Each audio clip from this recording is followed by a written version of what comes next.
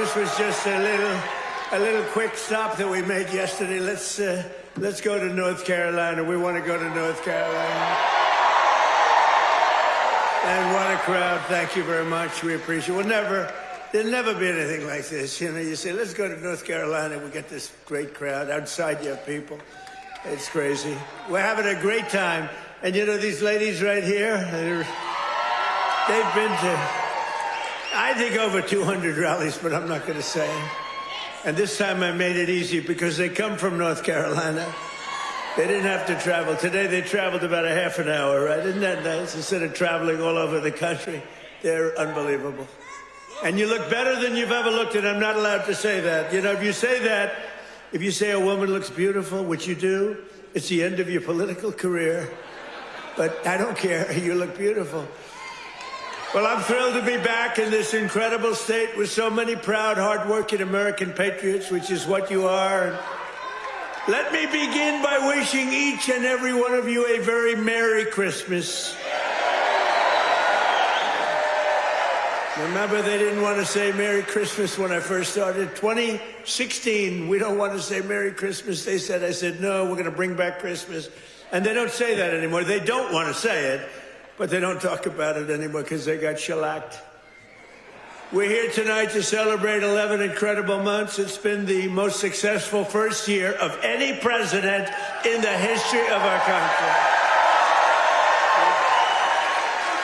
It's true.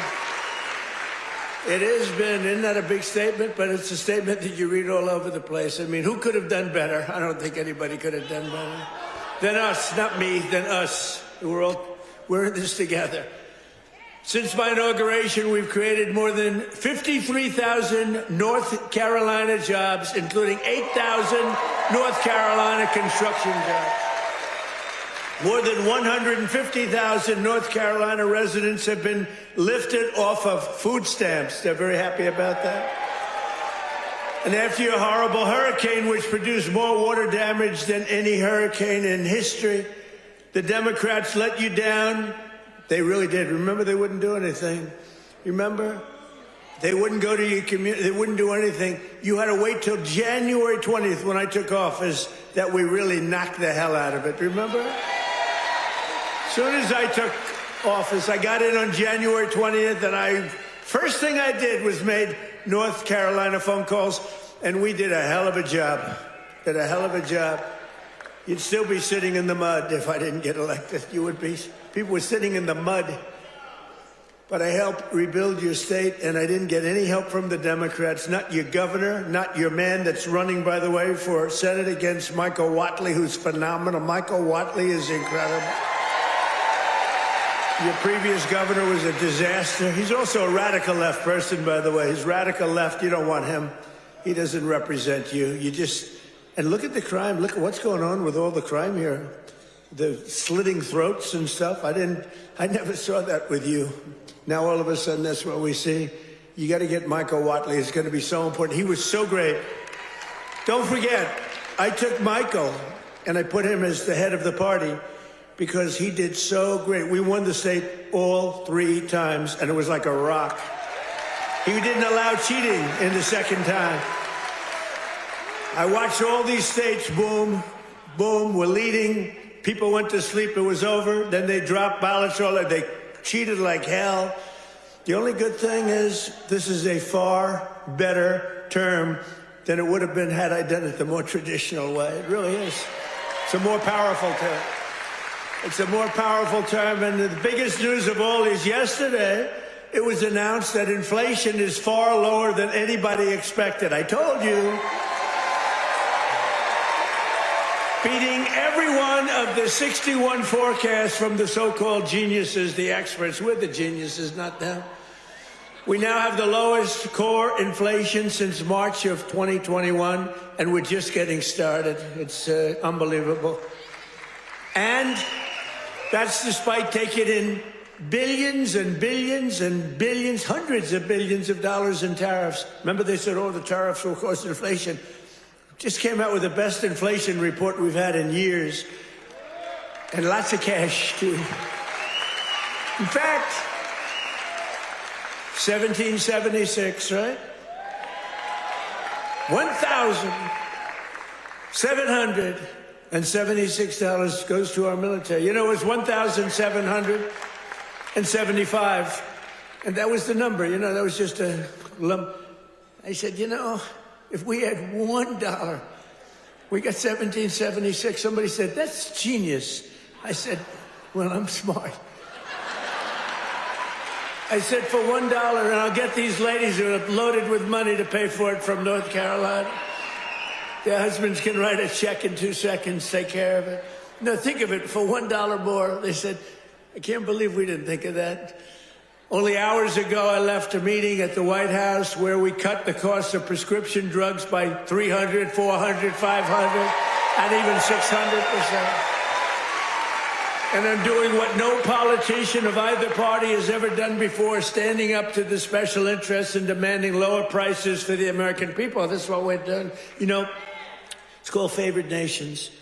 And nations all over the world were screwing us. We would have prices that were 10 times higher than the prices they were charging in London and in Paris and all over the world. We had the highest prices for drugs because we had politicians that wouldn't. I did it in the beginning, at the first, but then we had a thing called, you know what happened, COVID? And it was sort of hard to go after France and Italy, say, listen, on top of all your COVID all over the place with everyone dying, we want you to pay a lot of money for drugs. You can't do it. But we did it, and nobody's ever even thought of doing it before. I've negotiated and really did it directly with 17 of the world's largest drug companies, as well as foreign nations that were taking advantage of your country for decades, many decades. For years, Americans have been paying the highest drug prices anywhere in the world by far, 10 times more sometimes, 15 times more, while other countries pay drastically less for the exact same drug made in the exact same plant, in the exact same country. But under my most favored nation, you know what that means? It's a legal term. Drug pricing executive order. I just signed a couple of months ago, and is now being implemented. We have declared that the United States will now pay the same price as the lowest price of any country anywhere in the world. And we should honestly, this is the biggest thing to happen in medicine, I think, since the founding of our country. You know, I don't mind. Go ahead. They actually have a great location. You know, we've had people that look so good behind me that some of them went to Hollywood and actually did very well. You know? See, they may have a better location, but nobody's going to Hollywood. They can only see the back of your head. Look at all the television. Look at all those cameras. It's crazy. But we did something nobody's ever done before. Nobody's tried. Nobody thought they could do it. Don't forget, the drug companies turned out to really do the right thing. They really did. And they were there at the White House today. You saw them. Some of the biggest companies in the world were there. The rest of them are coming next week. But the big problem was foreign countries. They would have to take their drug and raise it from $10 to $20 to $30, maybe to $100, maybe 10 times more. But it really doesn't work that way because the world is a bigger place than the U.S. And so you're not going to have to raise it that much, but you have to raise it. And they always said for 50 years, they say, let the United States pay. And for 50 years, the United States got screwed because we're paying so much more. Drug that was selling for $10 in London sells for $130. That's 13 times more in New York. 13 times more. So $10 in London, $130 in New York. And now that drug will go up for the other country from $10 to only $20 or maybe $30. And it will come down from the United States of America to $20 from $130. Think of that. Think of that. That's the biggest price reduction.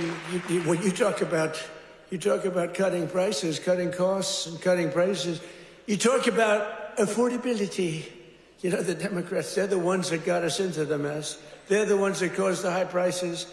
And then they come out and they look at those fake news people back there. They go, this election's about affordability. They go, let's talk about it. No, I'd rather not talk about it, because they can't. They're the ones that cause the highest inflation in the history of our country, which led to the highest prices in the history of our country. I inherited the mess. I got the prices down, and they're going down still further. Look at gasoline. A lot of areas now in our country, $1.99 a gallon.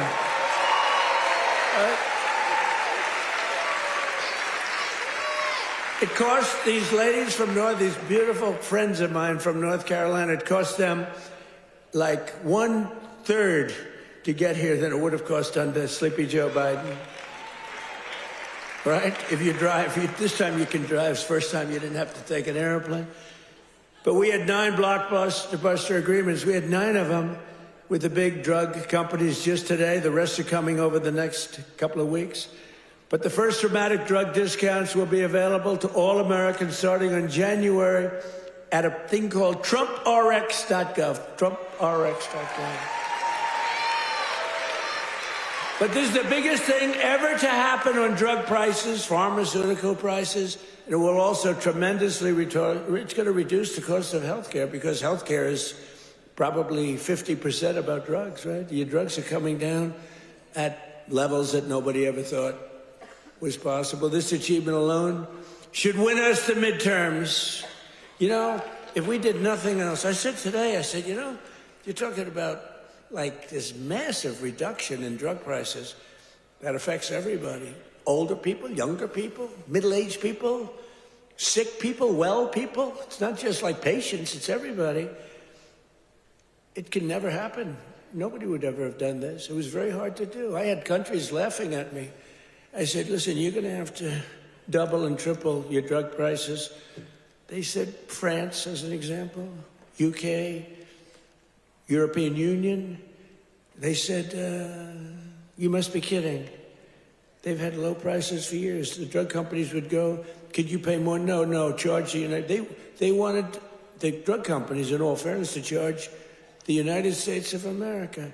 And they made up all sorts of crap. Well, research and development. I said, well, what about research and development? Why aren't they paying also for research? Well, it just never worked that way. They used to use, remember, research and development. That's why we pay more. They say 12 times more. Why?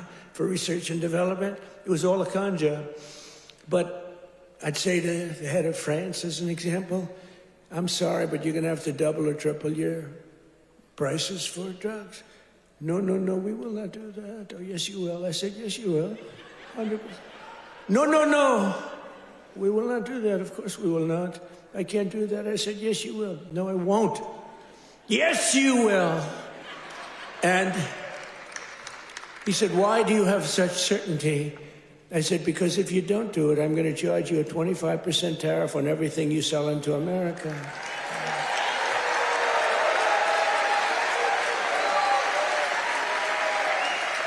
And I said, because that was really the sticking point. They just would do it. They told the drug companies for years, we're not doing it. We're keeping that pill at $10. We're not going to raise it. And the drug companies said, well, it's unfair. I mean, they're paying 10 times more, sometimes 15 times more. That's okay, let them pay more. We're not paying more than the prices were stuck for years. And no president did anything about it. Sleepy Joe Biden didn't know he was alive. The last thing he cared about was this. He didn't care about anything. Just wanted to make it through. But they cheated. Look, he was surrounded by radical left. Hey, did you see on Mar-a-Lago, did you see how corrupt that was now? It's all come out. Wow. It's all come out. Some life. It's all come out. They were totally corrupt, radical left lunatics. Not stupid people, by the way. He was, but the people that really ran the country and that really ran the auto pen, they were not stupid. But think about what we've done. Under the Trump administration, America will not be ripped off any longer. So can you imagine these countries? And when I told you the example before, from $10 to $20, you know, that doesn't sound like much, but it's a doubling of the price. You know, that's a doubling of the price. And if it went to 30 or 35 or 40, you know, that's still a doubling, tripling, or quadrupling of the price. But I said, at 25% tariff, it's much more money than what you're talking about. So they would say to me, all countries, you know, obviously they said no at the beginning, and they would have told a normal president no, and that would have been the end of the conversation. So they said no to me, and I said, no, you'll do it, 100%. And they said, what's wrong with this? 100%. I said, 100% that you're going to do it. The one asked me, why are you so certain? Why would you say that I would quadruple the price of drugs in France or someplace? I said, because if you don't, we're going to charge you a 25% tariff. That tariff is worth 5 times more money than you're talking about. And there was dead silence on the phone. And then when the gentleman, Emmanuel, is a wonderful guy, when he spoke, he said, you have a deal. Have a deal.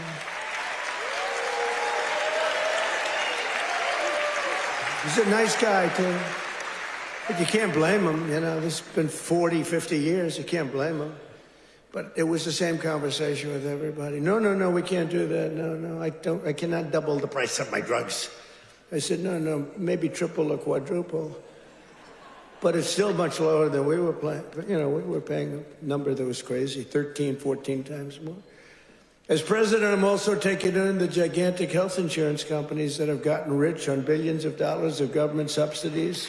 And I want the money to go directly to the people. I want the money to be paid directly to the people so that they can buy their own health insurance, which will give far better benefits at much lower cost. By the way, what I told you about buying the drugs at this massive dollar discount, it's like from where it is, that's going to have a huge impact on the cost of health care. The current Unaffordable Care Act, commonly known as Barack Hussein Obamacare, was created to make insurance companies rich. It was bad health care at much too high a cost. And you see now that the steep increase in premiums that's being demanded by the Democrats, it was never any good, Obamacare. It was done for the benefit of insurance companies, which totally control the Democrats. That's why you could have a strike on January 30th. You could have another shutdown because the Democrats are totally in the hands of, they're totally controlled by the insurance companies, big wealthy companies. Again, I want the money to go directly to the people so you could buy your own health care, and you'll get much better health care at a much lower price.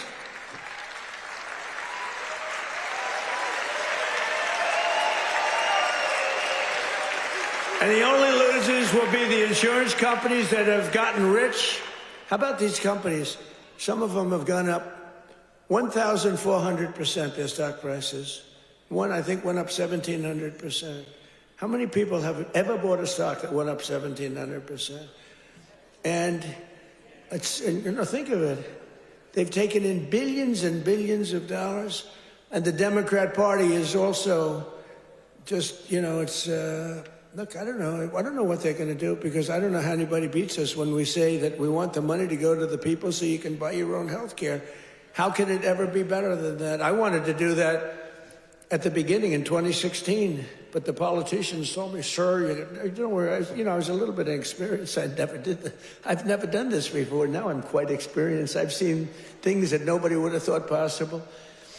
But I said, why do we have this crazy Obamacare, or as we call it, the unaffordable, isn't that a great name, the Affordable Care Act? I call it the Unaffordable Care Act. I should get credit. That's a good one. What's better, that or fake news? That or Pocahontas? That? I can't use the names that I used of the Republicans to gain access to the election, but we had some good names, didn't we? But I think the Unaffordable Care Act is pretty good. The UCA, right? You know, they keep talking about the ACA. Think of that. Instead of the ACA, we call it the UCA. The UCA They say, what is that? The Unaffordable Care Act? It is unaffordable. But it was always no good. But now it's really gone. And with time, it gets worse. Now it's going to be hit big. Remember, I didn't do this. This is Obamacare. This is Obamacare. This isn't Trump. But you don't need it because let the money not go to the insurance companies. The problem is the Democrats will shut down the government because they are totally beholden. I don't love that word, but they're beholden. They're beholden to the insurance companies, so I don't know what they can do about it, but, they'll probably close down the government. It's so simple. The money should go to the people. The people should then take all of this money and buy the best health care there is. And there'll be a lot of money left over. Right?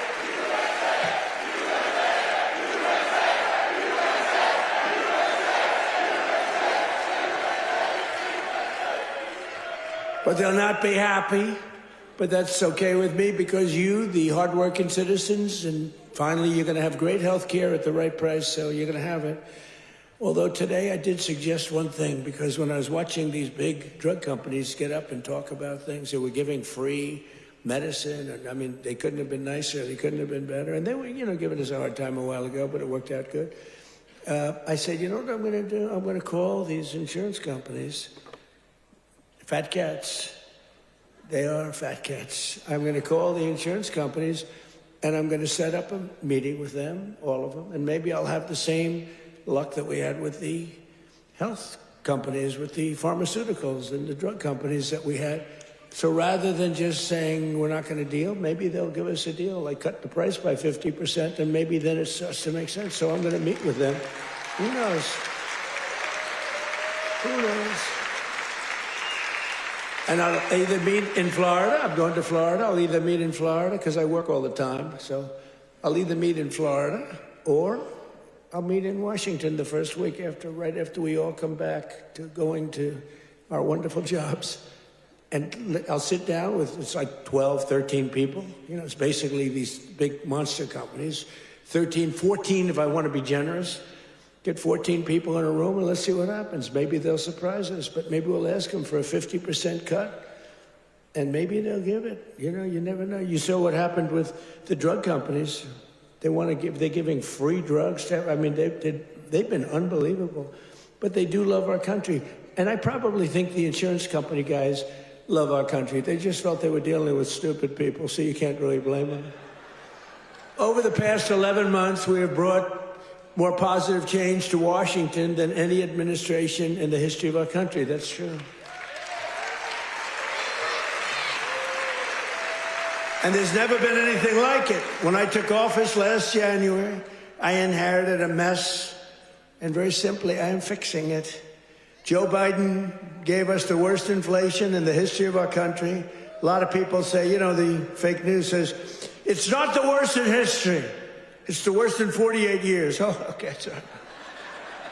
No, they do. They say 48 years is okay. But when I say history, they go crazy. That's when I let them win. I say, I'm sorry, apologize. I like that hat, 47.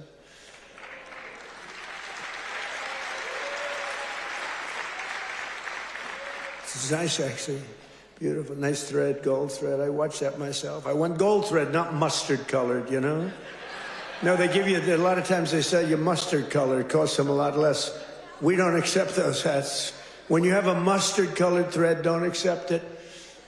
But it caused the prices to be higher than ever before, making it really life unaffordable for millions and millions of Americans. Our border was open and our country was being invaded by an army of 25 million people. Many came from prisons and jails, mental institutions, and insane asylums. You know the difference between a prison and a jail? A prison's more severe, right? You know the difference between a mental institution and an insane asylum? An insane asylum is more severe. They came from both. They were drug dealers, gang members, and over 13,000 murderers, more than 50% of whom killed more than one person. Think of that. They killed more than one. A lot of them said, oh, I didn't mean, but, when you kill more than one, get them the hell out of our country. How How about that incident with that horrible monster that killed the young, beautiful girl from Ukraine, an animal?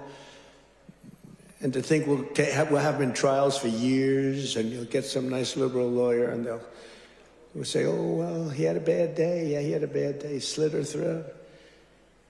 We had men playing in women's sports, transgender for everybody, crime at record levels, the worst trade deals ever made.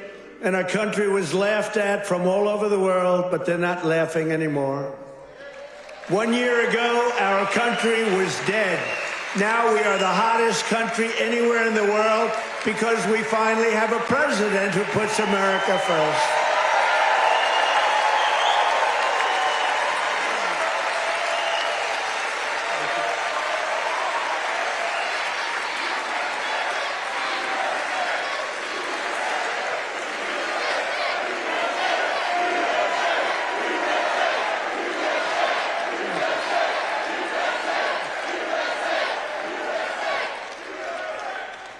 The last administration and their allies in Congress looted our Treasury for trillions of dollars, driving up prices on everything at unprecedented levels. How about the new thing in Minnesota with the Somalians? They sold, now it came out, the great U.S. attorney up there, they came out, think of this, $9 billion, and they think that's just the beginning. They stole, think of it. In their country, they live on nothing. They have nothing. They come here and they steal $9 billion. Are we stupid? I mean, how do we allow that to happen? Ilhan Omar should be sent out of our country. She should not be allowed to be a congresswoman.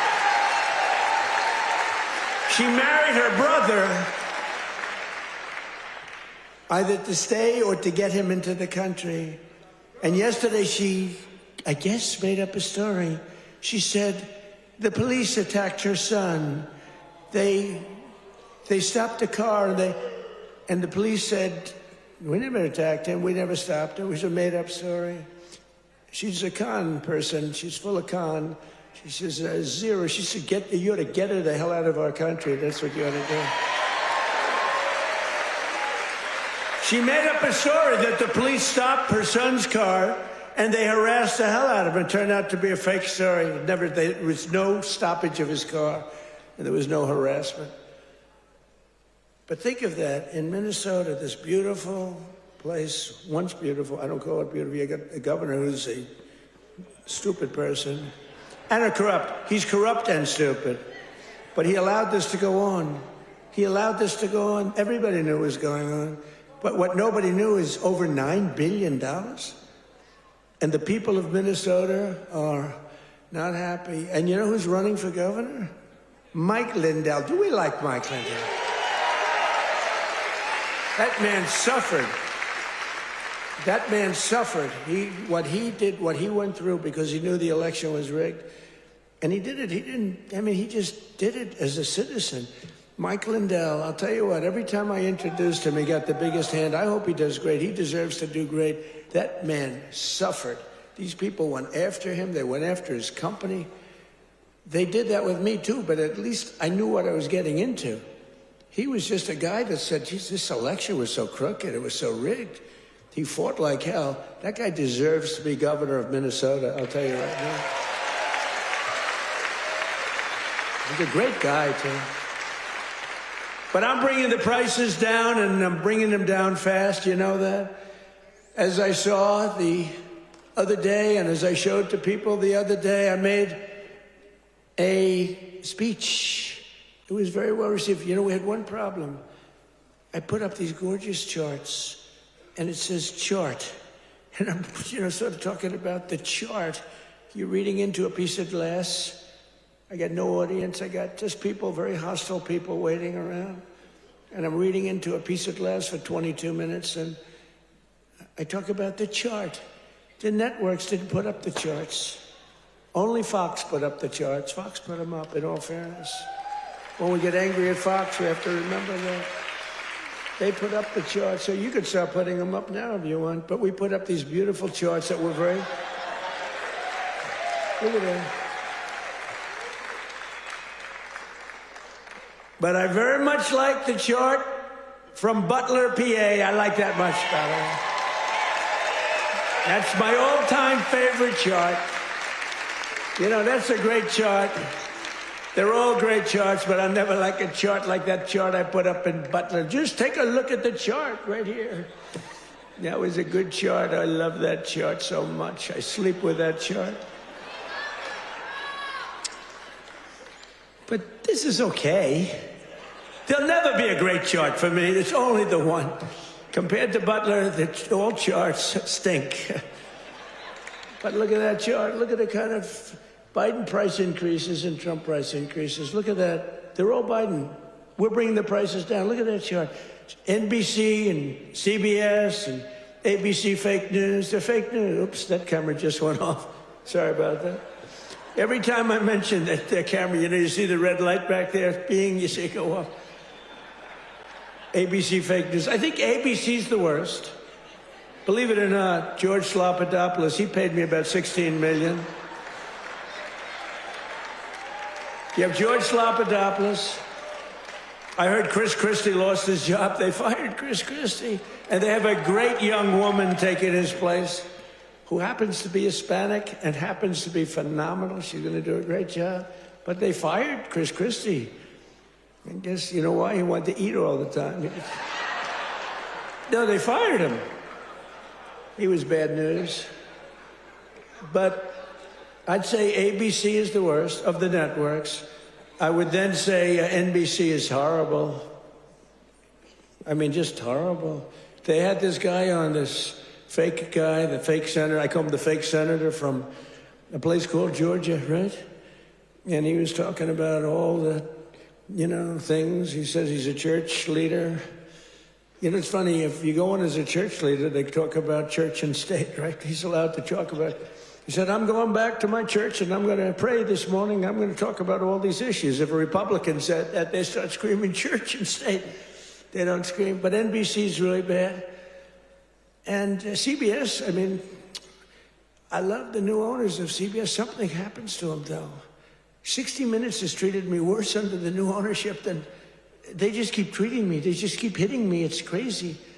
And then you have Marjorie Trader Brown, I call her, because green turns to brown under stress. So I call her Trader Brown, which I don't like doing because 2 words is too much. 2 out of 3. We're changing to Marjorie Taylor Greene. I'm going Marjorie Trader Brown, so I have to trade. And a lot of people don't understand 2 words is too much to change. I actually like Marjorie Taylor Brown better, but everyone says Marjorie Trader Greene is good, but they're all good. But what the hell happened to her? She must have been a stone cold liberal. She's on CNN now all the time. Can you believe it? And it was only because I couldn't call her back. You know, I have 218, 19, it changes. But we have 200 and some odd congressmen and women. I have 53 senators. I have 212 countries. I've got a family. I should talk to my family, too. You can't call a president every single day, and then when the president doesn't call you back, she goes around saying, he doesn't call me back. He doesn't. I said, Marjorie, I can't call you back. I got 2. I think, Marjorie, I just can't call you back. I'm sorry. And I wouldn't call her back. And she goes onto a rant. He won't call me back anymore. Sorry about that. You know, you can only go so far. Yeah, once a month, once every week or 2 weeks, but you can't, you know, highly neurotic. Her, not me, but I'm neurotic too. I think I'm probably very neurotic too. I always say controlled neuroses is good. Being neurotic, no good, but if it's controlled, that's okay. It gives you some energy. But what the hell happened to Marjorie Trader Greene? It's unbelievable, but she dropped out because I wasn't going to endorse her, and the person I would have endorsed was going to kill her in the polls. So she dropped out. And then they talk about how brave she is. No, brave would be to stay. And, you know, it's one of those things. But she dropped out. I can't believe it that people can change so much. But you can't go from being a strong conservative to a stone-cold liberal unless you are lying. You know, you can't do that. I mean, you can stop liking somebody or You can say, I don't know, she's fake. Look, front row Joe. What are you doing in the second row? What happened? Well, you're in the front row. That's good. It's front row Joe. I don't know who's been there, the front row Joes or you? It's pretty close, I think. Very different, hey, very different types. Would you stand up, please, in the front row? Just stand up. Look at these women. Look. How incredible they are. Right? Even front row Joes will admit they're very great, right? Look how beautiful they are. People like you built our country. You built our country. And that's why we love you. You built our country. The people in this room built our country. Under Sleepy Joe Biden, car prices, gasoline prices, hotel rates, airfare, and more went up 30 to 75%. Now they're all coming down. We're all coming down. Take a look at that. Isn't that beautiful to look? The same is true with groceries. The price of a Thanksgiving turkey was down by 33% compared to Sleepy Joe's high-priced era. Don't forget, when you have the highest inflation in history and or 48 years, do we think 40, and look, in terms of a speech, I think 48 years is the equivalent of history. Do we agree? Can we say? Because they had a piece on me today in one of these fake newspapers, which are all dying, they're all going bankrupt, thank God. But they're the worst. That I misrepresented by saying history. It's actually 48 years. And I said, you know, that's not a bad misrepresentation, I don't think. The price of eggs is down 82% since March.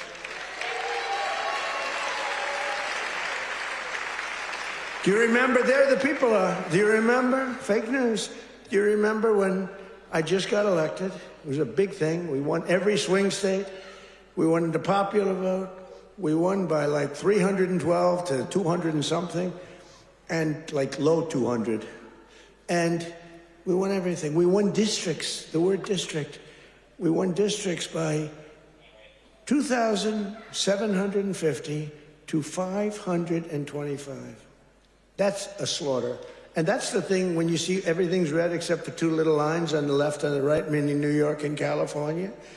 That's the one that really is incredible. 2,750 to 525. We won everything in a slaughter. We won everything. And what a great thing it was, right? When you can have an election that good. And they tried to rig it. Remember we had the thing? Too big to rig. Remember that statement? That was a big thing. They tried like hell. They gave up at about 9:02. It was too big. It was just a landslide. They couldn't do it. They cheated a lot. But we made it too big to rig, and I appreciate you getting it. I said, the polls had us up, pretty way up. And a lot of times when that happens, you'll say, let's go out and watch a movie, and we'll come back and watch the president win. No, I said, don't watch a movie. Go out and vote. But it was too big, so it came back. What an evening. That was, what was better, 2016 or 2024? Tell me. I don't know. 2016 was pretty monumental. What was better? I don't know. Beating Hillary was fun.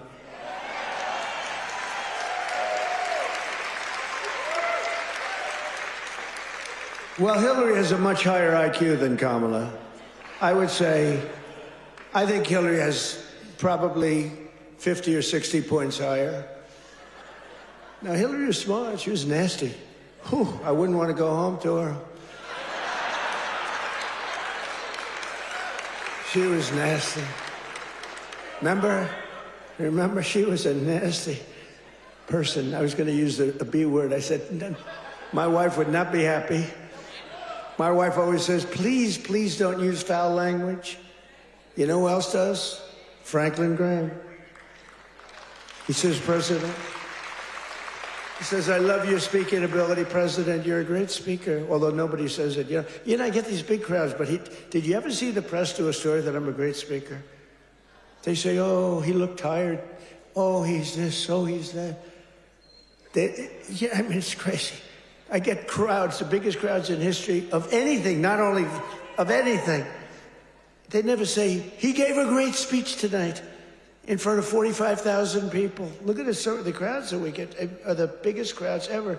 Before the election, we're getting 80, we had 117,000 people show up in New Jersey. It was a great speech. You know what they said? He looked tired. You can't be tired in front of 117,000 people. It's not possible. You got a lot of adrenaline. The adrenaline is pumping, right? But that's why they're fake news. That's why nobody listens to them anymore. But remember that we slashed the yearly cost of new mortgages by $3,000. Look at the mortgage chart. We slashed them. Look at that. Look at that. Oh, boy. Look at how much you made with me and lost with that sleepy guy. But everything now is falling, and the only things that are going up are your salaries, the stock market, and your 401ks. They're going up. Do you remember when I first won in 2024, and I was at my first conference? I'm 2 days in. You know, we're recovering from all the hoopla. 2 days in.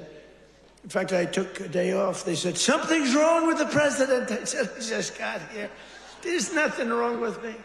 Something's wrong. You took a day off. What's wrong with the president, right? Every time. Do you remember when I had 28 news conferences in a row over 28 days? Sometimes I gave 2 or 3 in one day. And then I took my beautiful Kai, my beautiful granddaughter's a very good golfer. I took her to play golf one morning, and I was in the office very quickly. Something's wrong with the president. Do you remember the rumor was that I had passed away? Do you remember that? I won 28 days in a row. I took the kid to play golf. And we play very fast. She's good at, I'm a very good golfer. And we play very fast. We play in 2 hours. We're dinning. I mean, I said, baby, I got to get out of here. I'm sorry, honey. Enjoy your day. Go hit balls or something. I got to get out of here. I got to go to work. And I got a call. A friend of mine, oh, you're okay? And I said, yeah, what's wrong? I said, I'll be back in the Oval Office in 30 minutes. Oh, I said, what's wrong with this guy? Then I got another call. Oh, you're okay. They said that I had passed away. Do you remember that?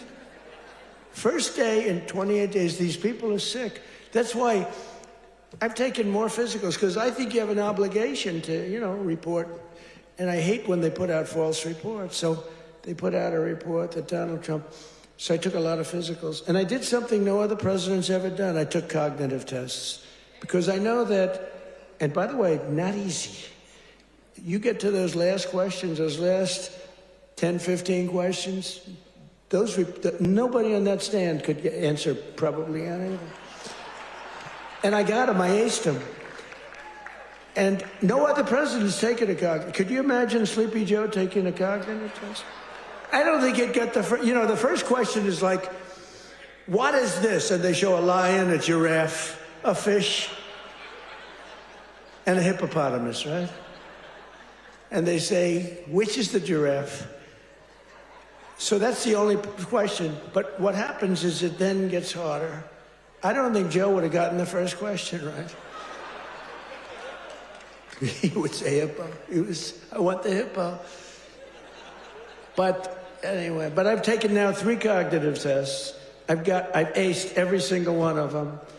And these are, that big stuff. This is Walter Reed. I've got a whole team of doctors all over the place. If you get them wrong, I said, what do you think? Should I do it? They said, well, here's the good news. The good news, if you do well, that's great. Actually, if you do well, they won't report it. If you do badly, it's going to be the biggest story in history. They said, it's possible that if you do badly, the word will leak out and you'll look very bad. I said, this was on my first test. After that, I knew that I can do very well. Smart person. So what happens is first test, I said, how hard is it? He said, well, after the 10th or 12th question, it gets, very hard. And I said, well, what do you think? They said, look, if you're going to do well, but if you're not going to do well, it's probable that the word will get out. I said, well, let's do it anyway. And I did it. And it was actually good. For a year, they called me a very intelligent person, but then they forget. Then I did it again. I aced it again. They report it. And these are doctors that I don't even know. And they report it. And then I did it a third time a few months ago, and I reported.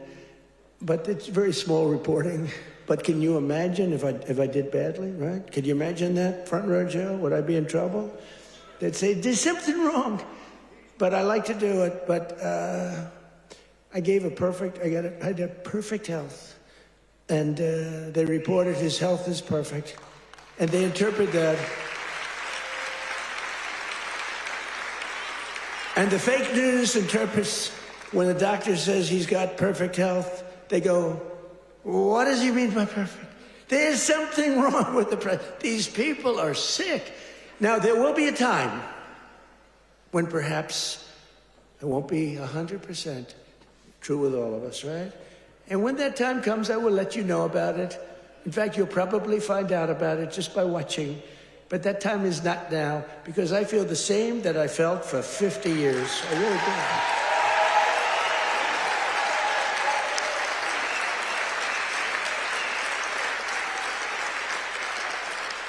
But we have I think we have an obligation to, at least report your health. But I will tell you, to me, because of what happened for 4 years, I really think having a cognitive test for presidents to take a cognitive test is very important. I think it's very important. I'm hearing that they say it's, not with Biden.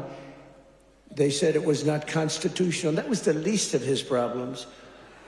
But I think it's very important that a president or people running for president and vice president take a cognitive test. I mean, I think it's a very important thing. I don't know. They say you shouldn't do that, it's unjust, it's not constitutional. They say all these things, but I really believe that. Under Trump, wages are rising much faster than inflation for the first time in many years. Think of that. Wages are rising faster than inflation. That's what it's all about, right? And we're delivering lower prices and bigger paychecks. And the wage chart that you see up there is incredible. That NBC didn't put up and the networks didn't put up. There are more people working today than at any time in American history. And very importantly, while tens of thousands of new jobs under Biden were government jobs, there were government jobs. I could do that right now. You saw it today, we had 4.5% inflation. That's because I'm letting go of tremendous numbers of government workers. We're replacing them. In fact, we've reduced the federal workforce by 270,000 jobs. That's not to be mean. That's to get them off. And they are getting jobs in the private sector, and we're helping them to get jobs. But if you have all government jobs, we're going to be, a country that we don't want to mention names because we don't want to insult, but we're going to be a country that cannot be great. 100% just came out, 100% of all jobs created since I took office have been in the private sector. The only way to make our country great. Think of that. 100% of the jobs created are in the private sector. Now, if I want to make some good numbers, I'll add 300,000 jobs. I can do it with one phone call. Each agency hire 25,000 people today.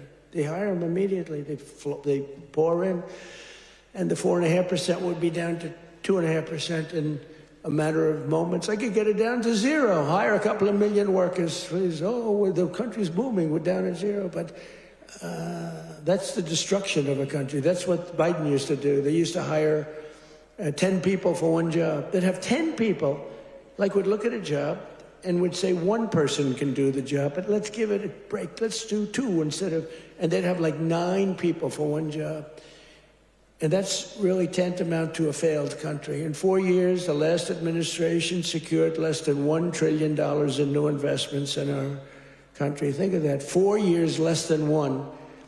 4 years, the whole term, less than $1 trillion.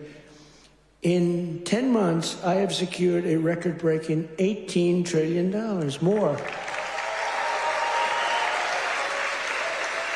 They gave us doom and gloom, and I'm building the Trump economic boom. It's a boom. It's a boom. These factories, auto plants, AI plants, We've never had anything like it. I ended the radical left's war on American energy, terminated the Green New scam, and signed an order to drill, baby, drill. We're drilling. You see where gasoline's coming from?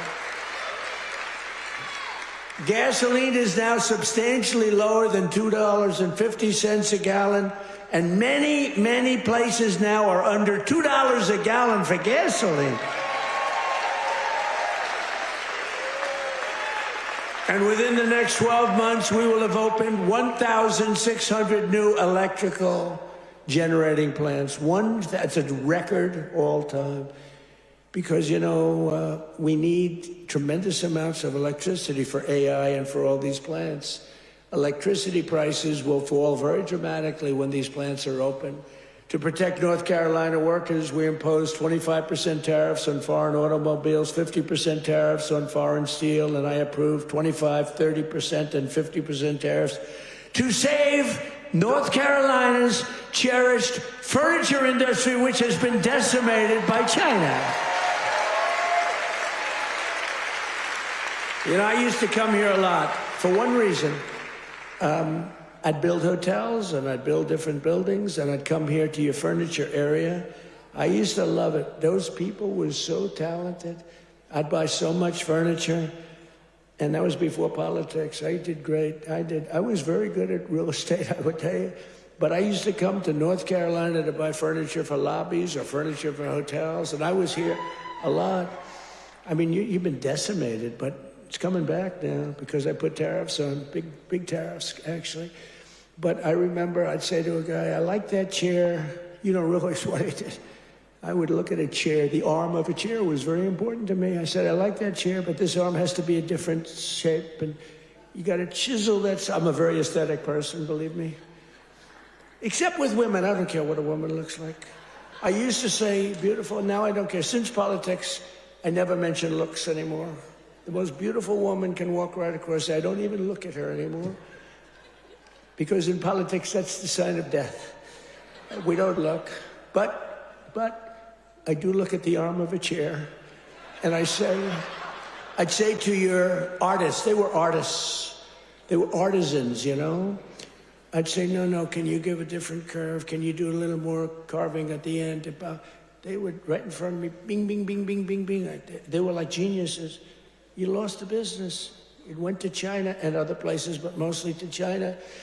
Because they never put tariffs on, just like they didn't put them on chips, just like they didn't put them on cars. You lost 58% of your car industry. By the way, it's all coming back. Some of it's coming back here. It's all coming back. Because to bring a car into our country is costing 25 to 50% tariffs now, and they can't do it. They can't compete.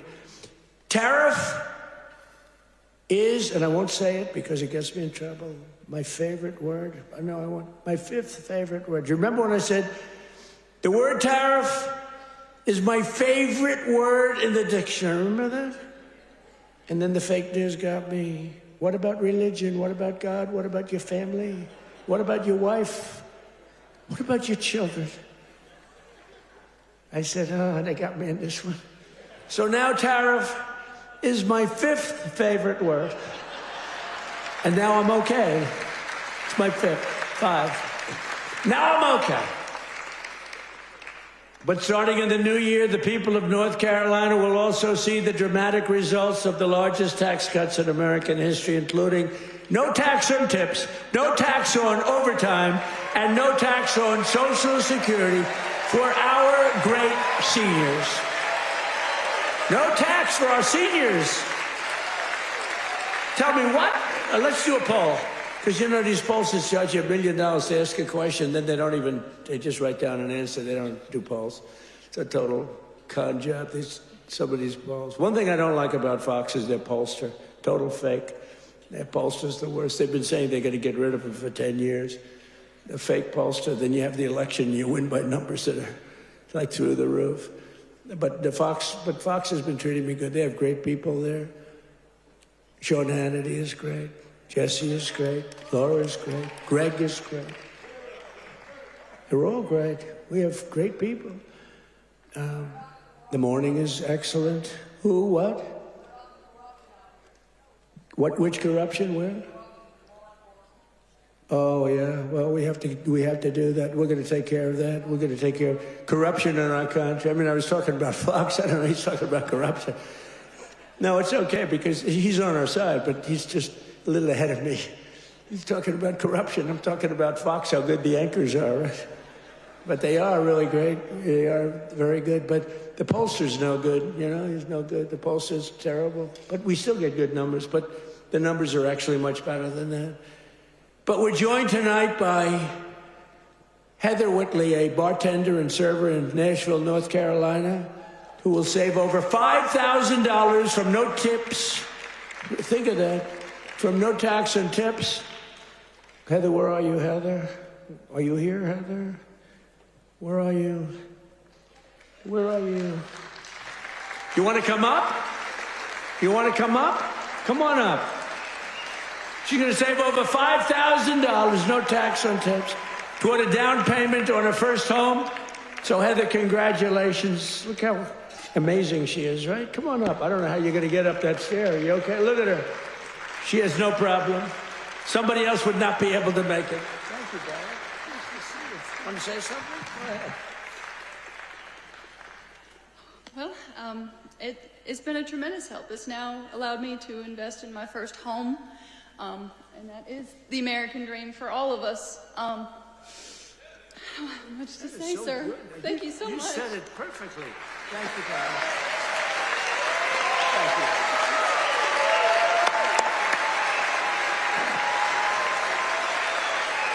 Heather, you don't realize you said that so perfectly, because that's what it is. You're going to get a home, and you're going to be happy as can be, and you are a great person. Thank you very much. You couldn't have been better. Thank you, darling. Also with us is Austin Harding, a police officer, highly respected, a loving father from Monroe.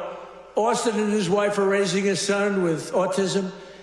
A beautiful son, beautiful person, and are passionate supporters of MAHA, and they love Robert F. Kennedy Jr., so do I. And with no, thank you, Austin, and with no tax on overtime, Austin will have thousands of dollars, many thousands of dollars more to help care for his wonderful son. Last but not least, we have Carolyn and Charles Thurston, who run a successful small business providing care to senior citizens. That's great. Not only did we make their small business tax deduction permanent, helping them to expand, but under no tax on overtime, their employees will have much higher take-home pay, and that makes their job a lot easier. So, Carolyn and Charles, please stand wherever you may be. Oh, that's great. Thank you. So it's going good? Going good? Good-looking couple. Thank you very much.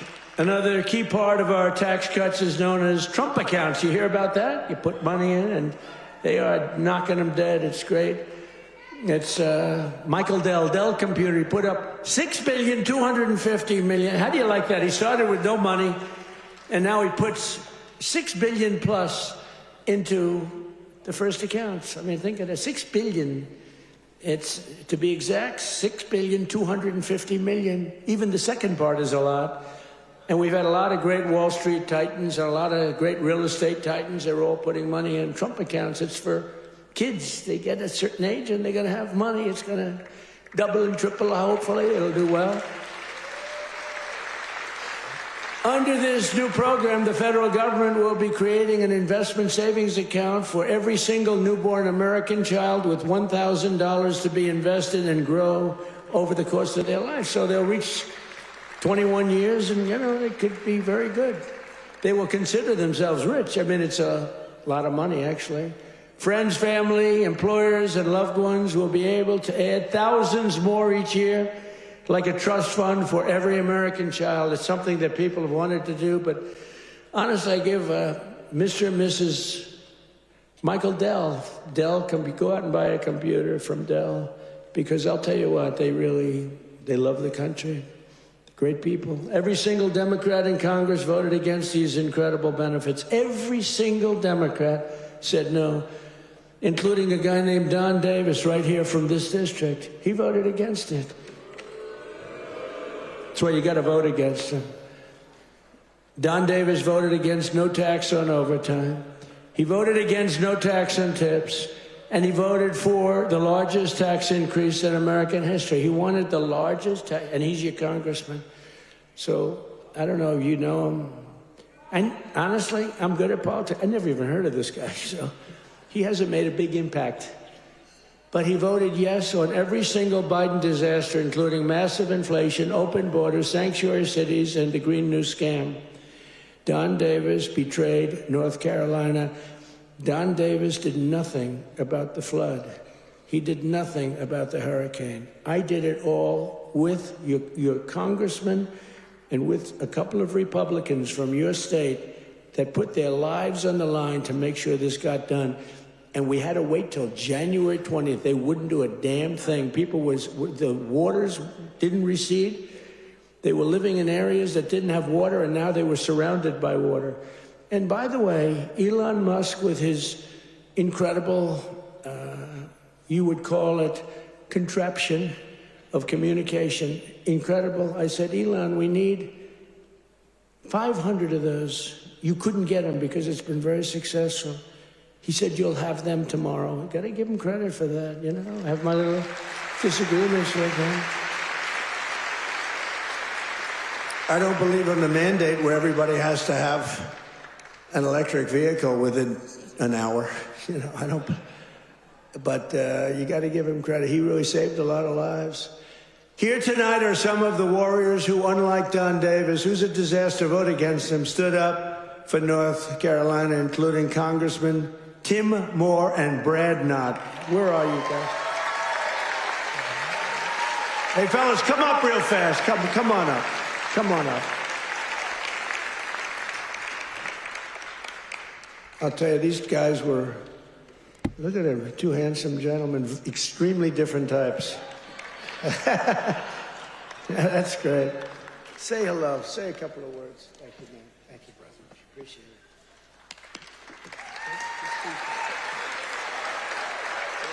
Well, everybody, I was with the president when he had his first trip, once he took the oath. And where did he come? North Carolina. As we gear up for the midterm cycle, where's the first state that President Trump has come? North Carolina. He knows what you know. It's the people that make this country great. It's not the government. It's not regulations. It's people just like you. And let me just tell you this. The fight is long. It's hard. I'm new to this, and I have been amazed at how hard the president is fighting for you. So let me say this simply and with my whole heart. Stay with us. We hear you, and we're going to keep fighting for you. Thank you so much.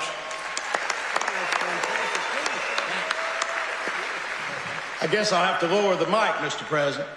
Let me just say, echo what Brad said. I cannot think of a better president in the history of the United States. Someone who loves this country, who does so much. Mr. President, I don't know how you do it all. You make the Energizer Bunny look slow. It's absolutely incredible. The leadership that this man shows, not only in our country, but on the world stage. We are finally respected around the world again, and that is not an accident. Mr. President, North Carolina loves you. The United States loves you. Thank you for what you're doing.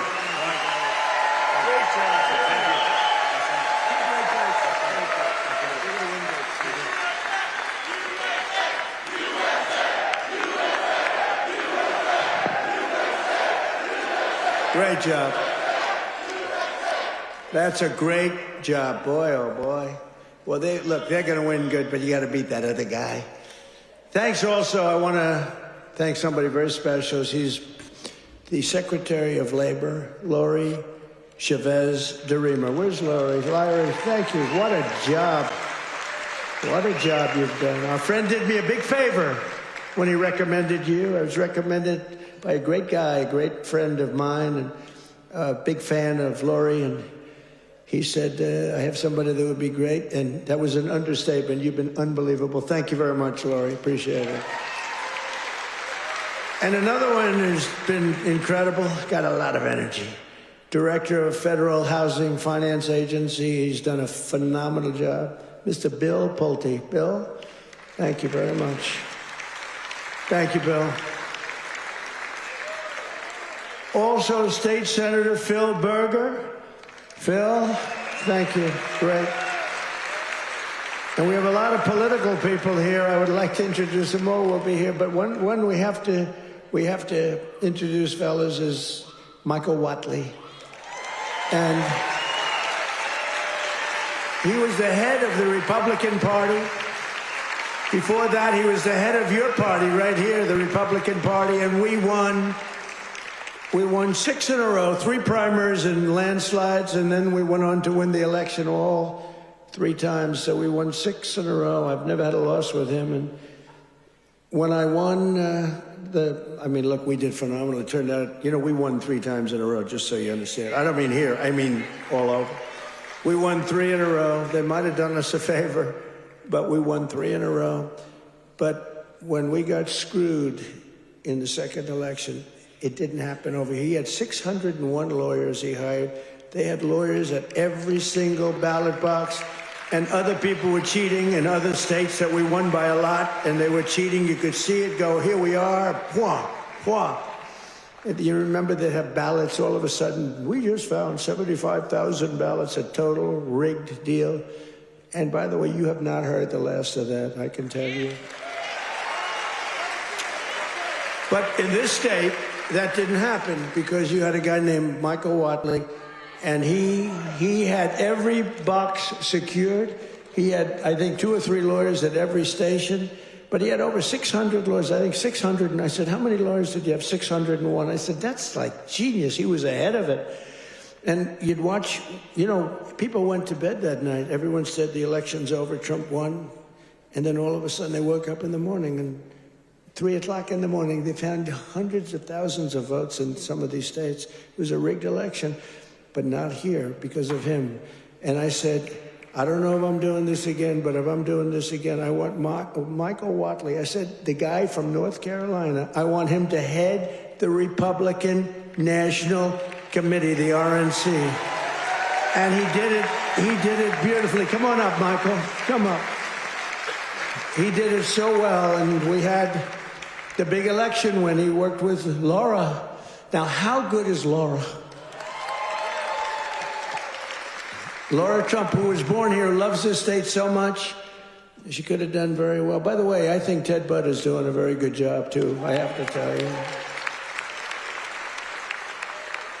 And I will say this, Tom Tillis fought with me for the Lumbee tribe, the Lumbee. I love the Lumbee.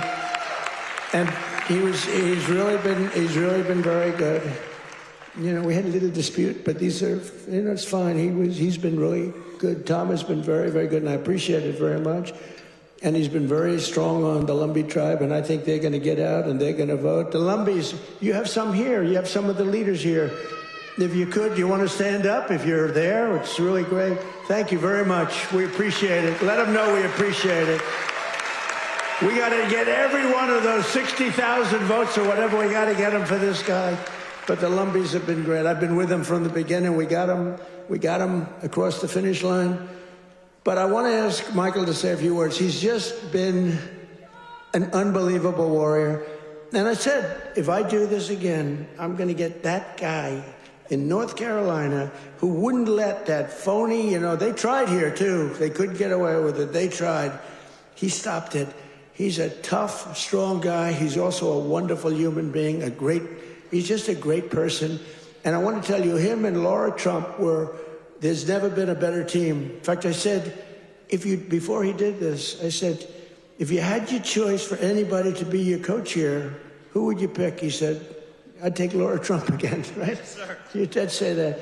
But I'd like to have Michael say he's in a fight against a radical left governor who did a shitty job for you.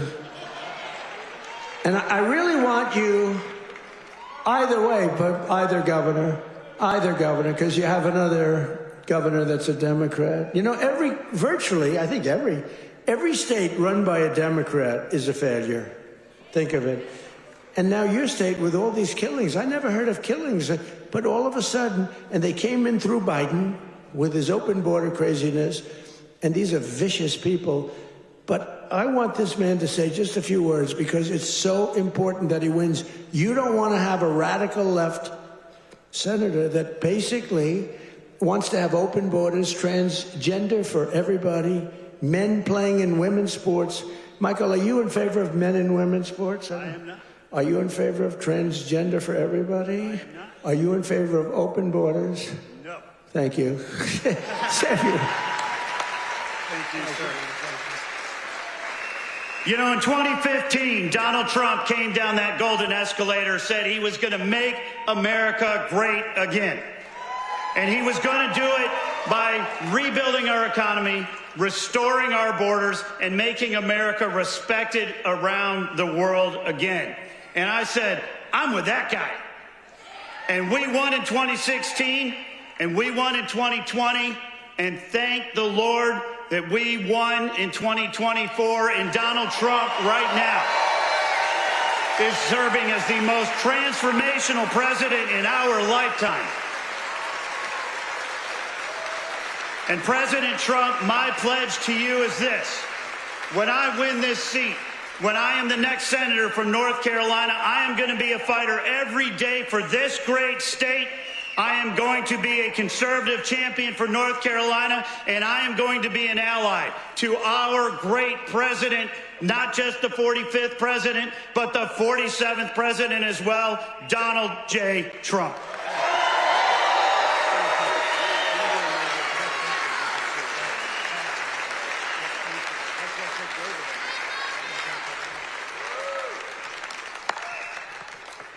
What a great guy he is. So get out and work for him. I hope you can get your group of about 70 women to go out and do it. We can get all the front rows, and we got to win. He's a good man.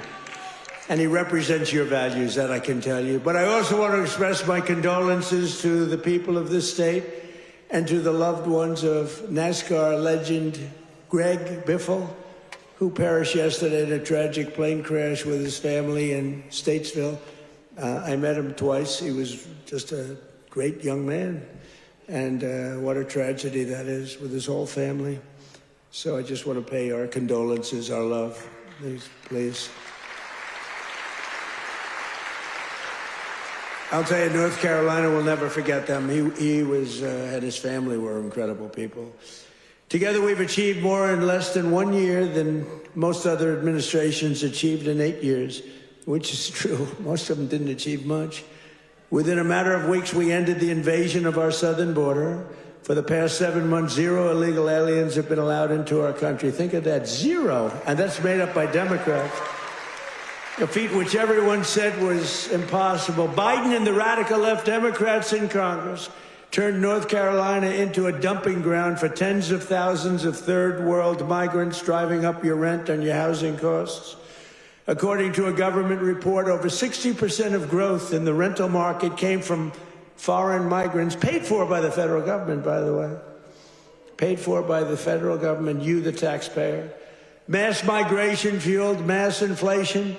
But now we are fixing it, and we have record-setting deportations, and we're really focused on the bad people. We're really focused on the bad people. We have farmers who are great people. They know what they're doing. But we're focused on the bad ones. We're getting the murderers, the drug dealers. We're getting the ones from prisons. We're getting them the hell out of here. We're focused very strongly on that. For the first time in 50 years, we're seeing reverse migration as migrants go back home. We're saying, go back home, please. And we want the bad ones to go back home because those are the ones that caused the problem. And think of Washington, D.C. So, I mean, outside of the terrorism attack from 3 weeks ago. And by the way, that young, beautiful man is doing well. You know, we thought we lost both of them. And We lost one who's looking down on us right now, but looks like he just stood up. Can you believe it? He stood up today for the first time. Two great people. Sarah's looking down on us, and from heaven, she was incredible, doing so well. But he's doing, they were both about the same. We thought we lost both of them. Hit in the same area, if you can believe it. He was hit hard. But he's, and his mother, Monica, I spoke to her the night of, sir, he'll be okay. Every doctor was saying he doesn't have much of a chance. And she said, sir, I'm telling you, I know my boy, he's going to be fine. I can't believe it. And literally, actually yesterday, he stood up and he's talking a little bit. I mean, the whole thing is incredible. The mother, I've never seen anybody like that. I never saw anything like it. And she was so positive. She said, I'm praying, and everybody's praying, the whole country's praying, and there's no way he's going to have any problem. He's going to be just fine. It's not even that he was going to make it. It was like, he's going to be fine. Incredible person. In the year before my election, all net job creation was going to foreign migrants, all of it, 100%. Since I took office, 100% of all net job creation has gone to American-born citizens. The migrant invasion also brought massive crime. What's happening with the killings in North Carolina is indescribable. I mean, for the first time, you're in national news all the time with the killings. That's because you're run by Democrats. 2 weeks ago, an illegal alien from Honduras who entered under Biden walked onto a train in Charlotte with a large knife and brutally stabbed a passenger multiple times in the chest. The same savage criminal alien had previously been arrested 2 months earlier, but he was released by authorities to pillage and kill, which he did. Also recently in this state, you saw this one. Nobody could watch it. Another monstrous criminal with 14 prior arrests plunged a knife into the throat of an innocent young, beautiful girl, Ukraine. She was from Ukraine, who was sitting on a train. You could see she was scared to be there. You could see that, right? Everybody knows what I'm talking about. She walked onto the train. She was afraid to be there. What happened to North Carolina? You didn't have that condition. And then she was attacked from behind violently by this savage. No one can ever forget that look of shock and terror on the young woman's face. It happened so fast as her murderer walked down the train car, dripping with blood all over. Passengers are looking at him. They're saying, what is that? There's blood pouring out from every part of him, from the knife. For years, radical left politicians have been releasing bloodthirsty, violent offenders and criminal aliens back onto your streets under our leadership. We're finally getting illegal aliens and vicious felons off the streets and throwing them out of our country, or in some cases, putting them in the toughest jails in the world because, frankly, we don't want to let them into their country because we don't want to take a chance that these animals will come back. We're restoring law and order in America.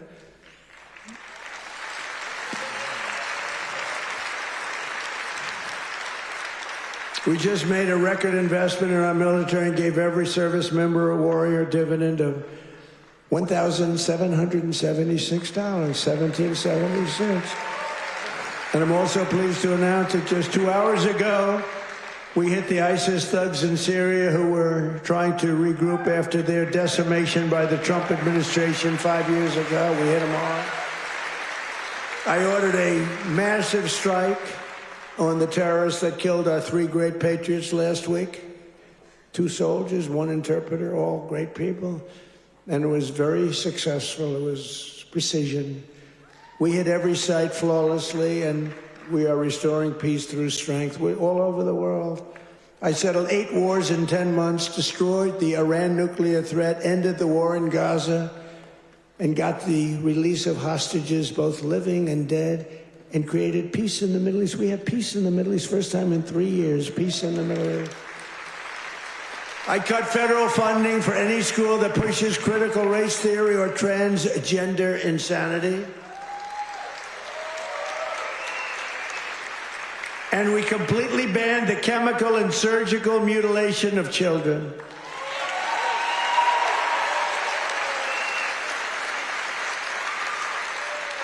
Can you believe I'm standing here, 2025, talking about I banned the surgical mutilation of children. Could you imagine 15 years ago saying that? People would say, this guy's crazy. What the hell is he talking about? The surgical mutilation of children. I banned it. And it's a wonderful thing I did. But can you imagine having to even say it? Or can you imagine having to say that we are keeping men out of women's sports? Frankly, that's less important if you want to know the truth, but it's very important. The surgical mutilation I had to ban, and I did, I banned it. But we're also keeping men out of women's sports. Have you seen some of these records? Have you seen the long-distance race? One of these races go all day. They had champion women. They had some very good men, but not the champions. And one man won the race by 5 hours and 14 minutes and 12 seconds. 5 hours, 14 minutes. Think of that. Won the race by 5 hours. What do? Your parents go back home, go to sleep for a few hours, and come back and meet your daughter, and she's supposed to be thrilled? What kind of crap is that? Or the weightlifting records, where people that never lifted a weight before are going into the women who are fighting national championships, almost Olympic championships, and they're lifting 112 pounds more, and they've never done it before? Or the boxers that are getting decimated? You saw the Olympics where they had two people that they converted from men to women. They did a conversion. And the one young woman from Italy, a championship boxer, she got hit by a left jab. A left jab, for those that don't do it's just like a defensive punch. She got hit. She walked to her corner. She said, I've never been hit like that. I quit. Then they said, no, go out. You can do it. And then he gave her another left jab. That was it. And she said, nope, I can't do it. It's so demeaning to women. And they don't stop. I saw the other day on one of the shows, I think Meet the Fake Press. I'm pretty sure it was that stupid show. And they had a congressman that you all know, a Democrat, saying, no, we have to allow men to play in women's sports. Where do these people come from? Or how about open borders? They're fighting for open borders. If I didn't get elected, our country would be ruined. We would have not had a country. I'm telling you, I'm not bragging about myself. I'm saying we would not have had a country. And now we have the greatest country in the world. I'm telling you, hottest. We're the hottest. We're restoring the name of a great president, William McKinley, to Mount McKinley in beautiful Alaska. That they took the name off and they named it something else. And I renamed the Gulf of Mexico to the Gulf of America. Right? That was a good one. Well, I checked for my whole life. I don't know. I guess I didn't do it on my first term because I was the hunted. I had bigger problems. I had these animals trying to attack me at Mar-a-Lago. They went into my wife's closet. And I'll say this, number one, it's very bad, but it sounds a little strange. They looked at her drawers. You have drawer, and then you have drawer. They looked at both. And she's a very meticulous person, like these people. It's just like she'd fit into your group very well. She'd be very happy with her. But everything is perfect. Her undergarments, sometimes referred to as panties, are folded, perfect, wrapped. They're like so perfect. I said, that's beautiful. It's the part of the world she came from. Everything was perfect, no problem. Fold, fold, fold. I think that she steams them, make sure. Just that we came home. I wasn't there when the raid took place. A raid of a popular president, a former president. She opened the drawers and it was not that way. They were a mess. It was all over the place. And she said, oh, what happened? That's so terrible. But it's terrible. That went into my young boy's room. These thugs are disgusting, and we cannot let them get away with this stuff. We have all the evidence now. We have all the evidence, and we have to do something about it. We have to do something about it. It's illegal and it's disgusting. You know, I brought a lawsuit, and I'm winning the lawsuit. There's only one problem. I'm the one that has to settle it. In other words, I am suing, and I'm the one that's supposed to settle it. So maybe I'll give myself $1 billion and give it all to charity. Does that make sense? You know, I'll give it to charity. Do you have any nice charities? I have to settle the lawsuit. There's never been a case like this. Trump sued. I sued a long time ago, and it's doing fine. It's a suit. And now, you know, we found all this stuff. Did you see where the FBI didn't want to do it, but the Justice Department forced them to do it? The FBI guys didn't want to do it. But the thugs and the DOJ wanted to do it. So I sued them, and it's and they do say that, you know, it's never been a case like this. Donald Trump sues the United States of America. Donald Trump becomes president, and now Donald Trump has to settle the suit. I hereby give myself $1 billion. Actually, maybe I shouldn't give it to charity. Maybe I should keep the money. No, a lot of people say, do it. No, I don't want to do it. But whatever happens, it's all going to good charities. Is that okay? It's all going to good charities. But isn't that a strange position to be in? I've got to make a deal. I negotiate with myself.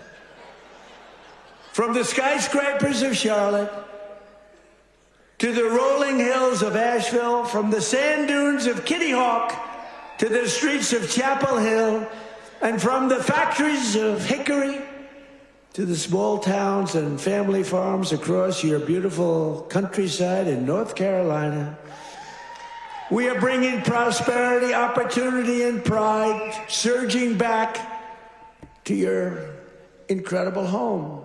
Together, we're pairing all these people together. You're coming together. You know, it's coming together like nobody's ever seen, but we're fixing 4 years of disaster and decline. The whole world was laughing at us for 4 years. They were laughing, taking advantage of us, friend and foe. And the friend was worse than the foe in many cases. On trade, they were worse. And we're beginning the greatest years in the history of our country. It's called the Golden Age of America. That's what's happening. We were a dead country. Now we're talking about the Golden Age of America. Think of it in 10 months. Think of that. So in conclusion, tonight, after just 11 months, our border is secure. Our spirit is restored. Inflation is stopped. Wages are up. Prices are down. Our nation is strong. And America is back. And every single day of this administration, we will keep on working for the hardworking citizens of America. We will fight, fight, fight. We will win, win, win. And with your help, we will make America powerful again. We will make America wealthy again. We will make America healthy again. We will make America strong again. We will make America proud again. We will make America safe again. And we will make America great again. Thank you, North Carolina. God bless you all. And Merry Christmas.